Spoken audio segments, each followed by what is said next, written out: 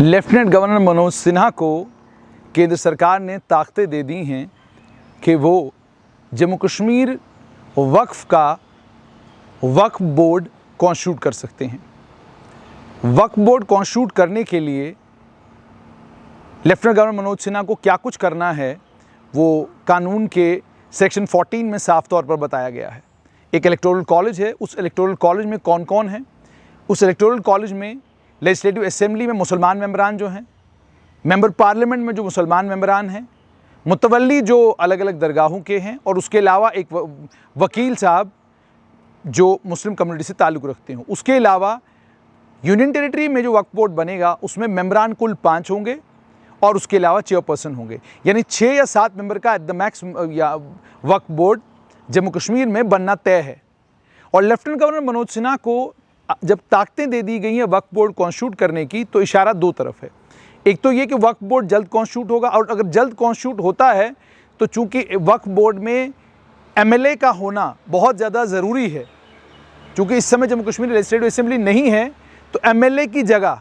किसी और को भी मेंबर लिया जा सकता है। तो अगर वक्फ बोर्ड अभी कॉन्स्टिट्यूट हो रहा है और लेफ्टिनेंट गवर्नर को उसके लिए ताकतें दी जा रही हैं, तो इसका साफ तौर पर मतलब ये भी समझा जा सकता है कि जम्मू कश्मीर में चुनाव अभी इतनी जल्दी नहीं होने वाले। चलिए, ये तो एक बात रही, लेकिन मेरा असल मकसद है कि आपसे जो रूबरू होने का है वो ये है कि वक्फ बोर्ड को दोबारा से अब कॉन्स्टिट्यूट किया जाएगा। वक्फ बोर्ड के मेंबरान कौन होंगे वो सरकार ने देखना है, लेकिन क्या लेफ्टिनेंट गवर्नर का प्रशासन भी उन्हीं मापदंडों पर वक्फ बोर्ड के मेंबरान का तयन करेगा जो मापदंड इससे पहले वाली सरकारों के रहे हैं? यानी आप मेरे फेवरेट हैं तो आइए आप बोर्ड के मेंबर बन जाइए, आप भारतीय जनता पार्टी के साथ जुड़े हुए हैं तो आइए आपको वक्फ बोर्ड का मेंबर बनाते हैं, आप मेरे करीबी हैं या मेरी आपके साथ जान पहचान है तो चलिए आप वक्फ बोर्ड के मेंबर बनिए। अगर यही मापदंड होंगे और यही क्राइटेरिया होगा तो यकीन मानिए वक्फ एज एन इंस्टीट्यूशन वैसे का वैसा ही रहेगा जैसा वक्फ सालों से आपको नज़र आ रहा है। वक्फ से उम्मीद और तवक्काएं तो हमेशा सरकारों की बहुत ज़्यादा रही। पिछली सरकारों पर अगर नज़र दौड़ाई जाए तो आपको पता चलेगा कि औकाफ का जब बोर्ड बनता था उसका चेयरमैन अक्सर मिनिस्टर फॉर हज एंड औकाफ हुआ करता था, और उसके बाद उनकी मनमर्जी, उनकी मर्ज़ी के लोग जो हैं वो उसके मेंबर हुआ करते थे। 2002 और 2008 के पीरियड के बीच में जम्मू कश्मीर के औकाफ एक्ट में अमेंडमेंट की गई। अमेंडमेंट करके उसके बीच में से मुतवल्ली और जो मुजाविर थे या जो अलग अलग दरगाहों के ऊपर बुज़ुर्गों की खिदमत में थे, उन तमाम लोगों को दरगाहों से हटा दिया गया और तमाम बोर्डों के ऊपर कंट्रोल जो है वो औकाफ का आ गया। औकाफ के कंट्रोल आने के बाद अब तमाम लोगों ने ये सोच लिया था कि शायद इतना पैसा इकट्ठा हो जाएगा कि इससे बड़े बड़े अस्पताल बनेंगे, इससे बड़ी बड़ी यूनिवर्सिटीज़ बनेंगी, इससे कॉलेजेस बनेंगे, इससे स्कूल रन होंगे, और भी बहुत सारी तवक्कात थी। लेकिन जब आप औकाफ के ऊपर नज़र दौड़ाते हैं तो आपको पता चलता है कि अरबों रुपए की प्रॉपर्टीज़ औकाफ के पास हैं, लेकिन उनके ऊपर जबरी कब्ज़े आज भी हैं। कोई भी हुकूमत उन प्रॉपर्टीज़ के ऊपर से जबरी कब्ज़े नहीं हटा सकी। अगर किसी हुकूमत ने थोड़ा बहुत कहीं पर कुछ काम किया जो नज़र भी आया, विजिबल भी हुआ, वो भारतीय जनता पार्टी और पीडीपी सरकार ने 2002 और 2008 के बीच में कुछ एक जगहों पर जम्मू में जो जबरन कब्जे किए गए थे उन कब्ज़ों को हटाया, लेकिन बाद में वो लोग भी कोर्ट चले गए और मामला जूं का त्यों है। गांधीनगर में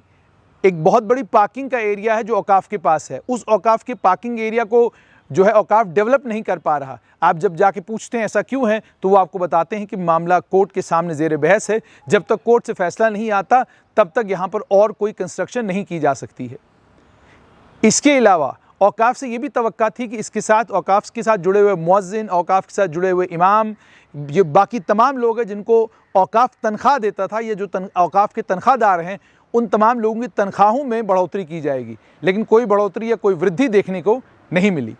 उसके बाद अब तो औकाफ से तवक्का ये थी कि बाबा गुलाम शाह बादशाह यूनिवर्सिटी हो या Islamic university of science and technology हो, इन तमाम यूनिवर्सिटियों को कम से कम इंडिपेंडेंट हो जाएंगी ये यूनिवर्सिटियाँ। इनको माफ़ कीजिएगा, इनको यूजीसी की फ़ंडिंग की ज़रूरत नहीं पड़ेगी, इनको केंद्र सरकार की से फंडिंग की ज़रूरत नहीं पड़ेगी। लेकिन हकीकत ये है कि बाबा गुलाम शाह बादशाह यूनिवर्सिटी हो या Islamic university of science and technology हो, दोनों यूनिवर्सिटी को ग्रांट्स की ज़रूरत पड़ती है, चाहे वो मरकज़ी सरकार से हो, चाहे वो ग्रांट उनको जम्मू कश्मीर की सरकार से मिलती हो। तो इसका मतलब ये हो गया कि जो असली मकसद था औकाफ को बनाने का जो सोच सरकारों ने दावा किया था कि जनाब इसमें पैसे की खुर्द-बुर्द हुई है, हमसे पिछली वाली सरकारों ने डाकाज़नी की है और अब हम आए हैं तो हम सब कुछ साफ़ कर देंगे और बिल्कुल एक ठीक-ठाक निज़ाम आपके सामने ले आएंगे हम। लेकिन हमने देखा क्या, हमने उन लोगों को औकाफ का एडमिनिस्ट्रेटर बनते हुए देखा जिन लोगों की ना तो इस्लाम की समझ थी, ना इस्लामी कानूनों की समझ थी और ना ही जम्मू कश्मीर के औकाफ के कानून की समझ थी। उन लोगों के हाथों में हमने औकाफ को देखा और उन लोगों को औकाफ का एडमिनिस्ट्रेटर किस बुनियाद पर बनाया गया? बुनियाद सिर्फ ये थी कि वो या तो कांग्रेस के लीडर थे या नेशनल कॉन्फ्रेंस के लीडर थे या पीडीपी के लीडर थे या पीडीपी नेशनल कॉन्फ्रेंस या कांग्रेस से वाबस्ता थे। ये पिछले वाले ज़माने में हुआ। बीजेपी पीडीपी के ज़माने में भी कुछ अलग नहीं हुआ। अलग सिर्फ इतना हुआ कि जहाँ पहले औकाफ के इंडिपेंडेंट एडमिनिस्ट्रेटर सियासी जमातों के साथ जुड़े हुए लोग हुआ करते थे, इस दौर में अफसरों को कहा गया कि जनाब आपके ज़िम्मे ये औकाफ है। अब चूंकि औकाफ का मामला जो है वो बंद हो चुका है, अब आ गया वक्फ एक्ट 1995। अब इस वक्फ एक्ट 1995 में जिस मुतवल्ली को पीडीपी ने बाहर का रास्ता दिखाया था, वो मुतवल्ली अब बोर्ड का मेंबर होगा और अगर बोर्ड के मेंबरान चाहेंगे इस मुतवल्ली को चेयरपर्सन भी बना सकते हैं। इसका मतलब ये था कि वो जो विजनरी और विजडम वाला फैसला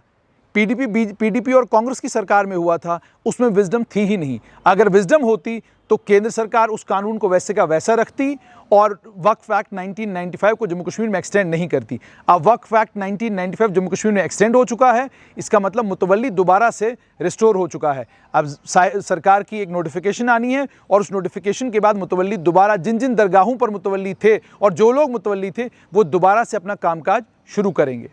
लेकिन इस सारी कहानी के बीच में एक बात तो साफ तौर पर सामने नज़र आती है कि वक्फ के अंदर जो पोटेंशियल है, वक्फ के पास जो प्रॉपर्टीज़ हैं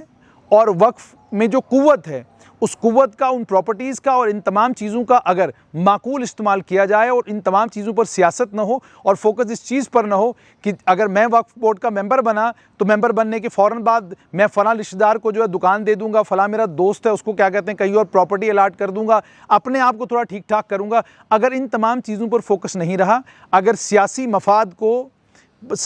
मफाद पर उन बोर्ड मेंबरान की नज़र नहीं हो जिनको इस बोर्ड का मेंबर बनाया जाएगा, तो यकीनी तौर पर वक्फ जम्मू कश्मीर में तालीम का शोबा हो, जम्मू कश्मीर में सेहत का शोबा हो, जम्मू कश्मीर में कोई भी शोबा हो, हर शोबे में वक्फ बहुत बड़ा कंट्रीब्यूटरी साबित हो सकता है। लेकिन क्या भारतीय जनता पार्टी की जो केंद्र की सरकार है और जम्मू कश्मीर में जो लेफ्टिनेंट गवर्नर मनोज सिन्हा का प्रशासन है, क्या ये वक्फ बोर्ड के मेंबरान को चुनते वक्त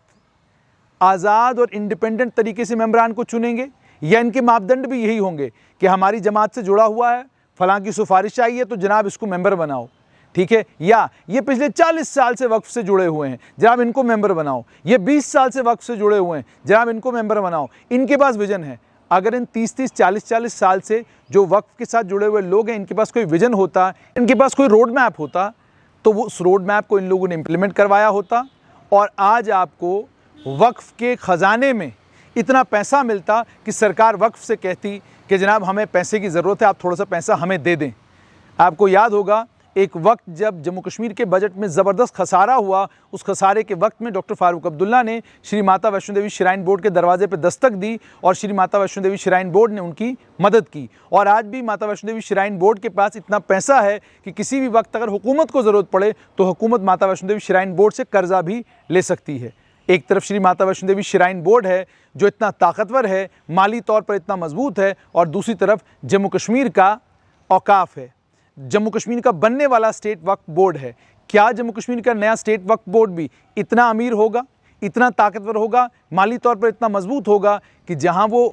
पूरे जम्मू कश्मीर के लोगों के लिए तालीमी इदारे, पूरे जम्मू कश्मीर के लोगों के लिए सेहत के इदारे, जम्मू कश्मीर के लोगों के लिए यूनिवर्सिटीज़ कॉलेजेस का क़याम करेगा, वहीं पर यह भी इंश्योर करेगा कि जब हुकूमत को ज़रूरत पड़े तो हुकूमत की इकनॉमिक रिकवरी में या हुकूमत को माली अगर किसी मदद की ज़रूरत हो वहाँ पर औकाफ सामने आएगा। क्या ये तमाम चीज़ें होंगी? इन तमाम चीज़ों पर स्ट्रेट लाइन की नज़र रहेगी और अगर होगा आप तक ज़रूर पहुँचाएँगे। और अगर ये भी सियासी जमातों की अपनी खुदगर्जी का शिकार हुआ तो वो भी आपके साथ ज़रूर शेयर करेंगे।